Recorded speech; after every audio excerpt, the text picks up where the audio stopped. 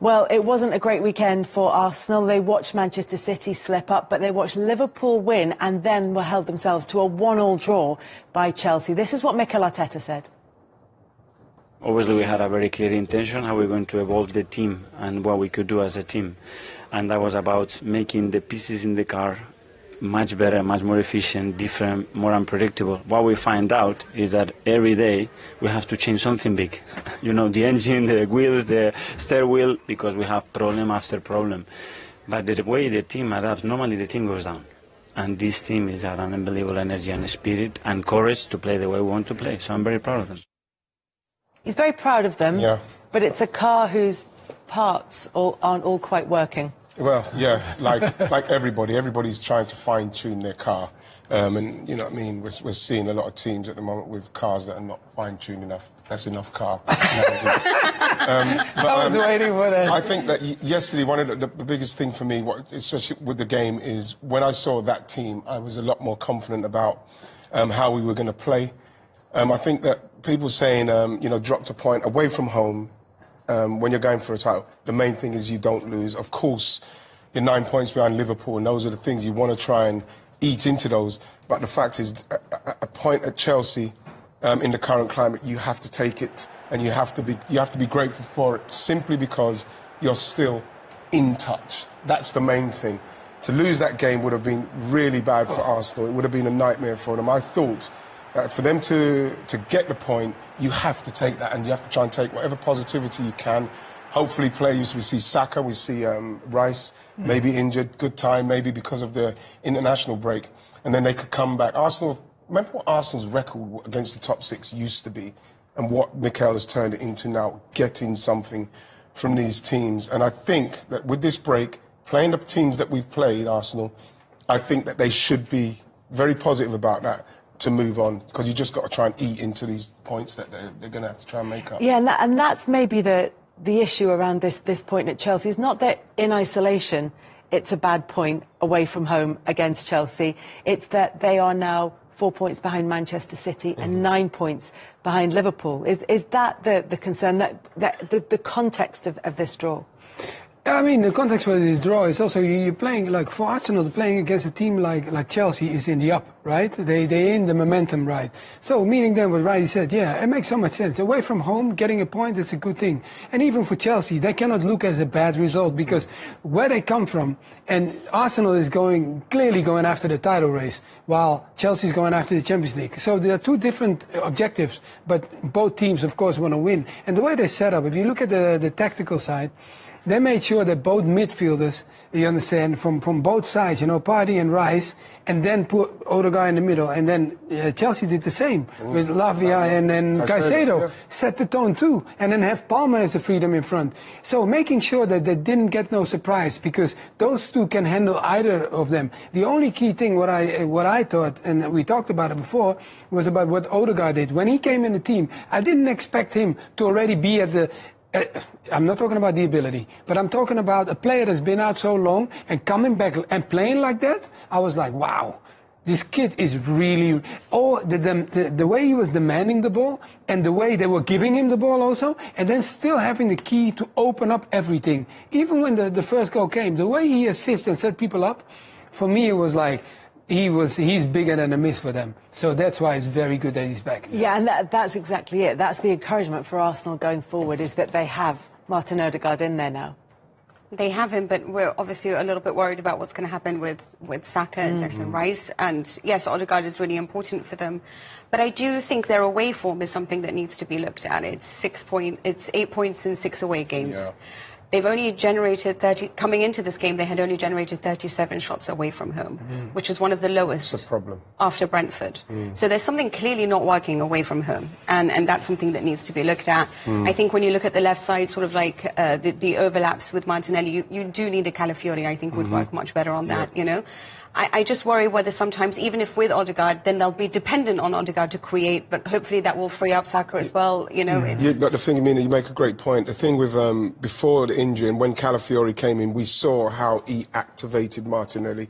yes. Martinelli, before that, people starting to worry about it. I think there was a little bit of murmuring with Martinelli just even before the game. Fans are getting a little bit frustrated with what he was doing, and even though he had that chance in the first half, he should have done better with.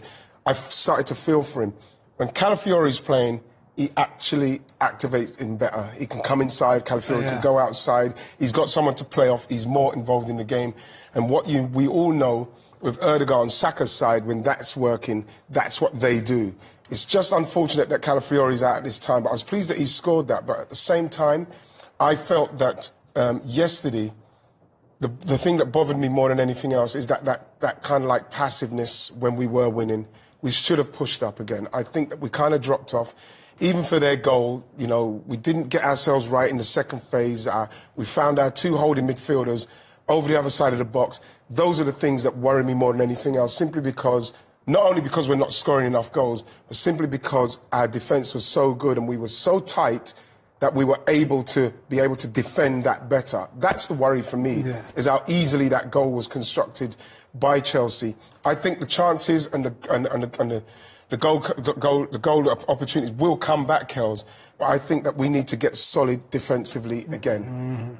Yeah, but you know, like what you say also, it's like even Chelsea, I felt like they should have taken more advantage of the situation with Neto and White, because Neto tested White. White didn't like that. When he was testing him, okay, we're not talking about the way he crossed the ball on Gusto's head, but also before that he was taking him on and he was unstable. And I think, I think Chelsea should have really jumped on that situation and say, like, leave him there. Don't get me wrong, he scored the goal being from the other side, coming in and scoring. That was a great thing what he did. But that was what you highlighted, was a mistake of Arsenal by dropping back and not leaving them picking up in the midfield, because there are two midfielders playing on the line of the centre halves.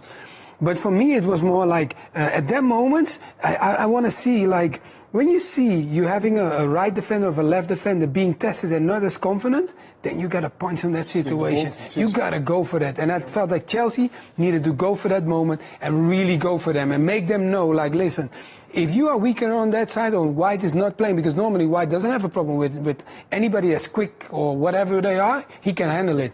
But yesterday, I felt he was unstable, and he even got irritated. They should have gone for it. Can I ask if there is this not reading sort of the momentum or the phasing of the game? I just wanted to ask a question more about the mentality of Arsenal. Like you saw against, for example, Brighton. They knew their chance, so they were like, we're going to jump on this because we actually have a chance here. And then they just doubled down on their opportunities. But there is this sense there was a certain level of joy when they came back from Dubai, right, at the time with Arsenal. And they were like, you know, we don't care that you don't think we have a goal scorer. We're just going to score a ton of goals. And we were free and attack-minded. And really, there was just a lot of fun, which looked like it took away any fatigue that they might have felt. But now it seems like they're paying for margins, right? Everything is just a choice. Like, let's be safe, let's be cautious, let's be careful. Let's maybe rely on set pieces or rely on how good we are with that. But the thing is what was very encouraging was Kai Havertz being back in the middle, now that Martin Odegaard goes back. You saw the chances we created again. The one at the end. Honestly. But the thing is what people can understand, what Martin Odegaard missing caused so much problems for us, not only for his creativity, but then Kai Havertz has been taken out of the focal point and played more as a creative player, not being in the box where he scored all these goals in 23-24. And we've taken that out. We took that out of the equation to play him on the left side or playing in behind, where where we're not creating enough chances.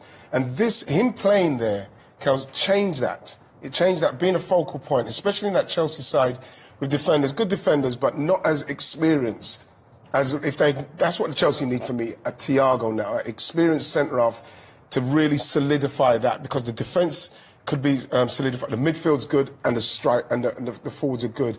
I think we didn't take advantage of playing more into the Kai Havertz, and I think that the chances will come now. Fingers crossed that Odegaard's going to be fit enough, Rice as well, and Saka after the international break. And I think we might see more chances created and taken. I think Mikel will be very upset about the goal we conceded, because we cannot afford to do that.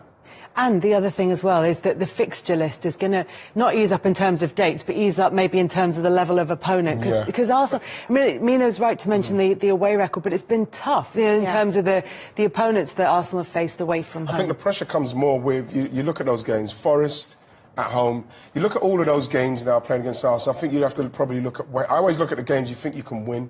You look at Forest. You would have said Man United, but now we don't know. No, but you look at West Ham, they're going through it a bit in a minute. Fulham, again, away. Fulham at Fulham is tricky. Arsenal lost, was it last season or the season before Arsenal lost there? The thing, you look at those, and with the teams that Arsenal have already played, whether it's home or away, they've played the majority of very tough games away from home. These are the games that if you are going for the title, you probably have to win the majority of those games. Yeah, but those are right. These are all games that a lot of teams are going to sit back and will wait. And that is not always what Arsenal always do. They're going to sit and wait. They almost start the game with 10 men. That's the feeling they're going to give you. And hoping that you make a mistake and they hit you on the break. So Arsenal has to be ready, making sure that don't get exposed. Because if they open up too free, the guys who are sitting back, they're going to punch on you. You're going to punish. Yeah, you cannot do that. Yeah.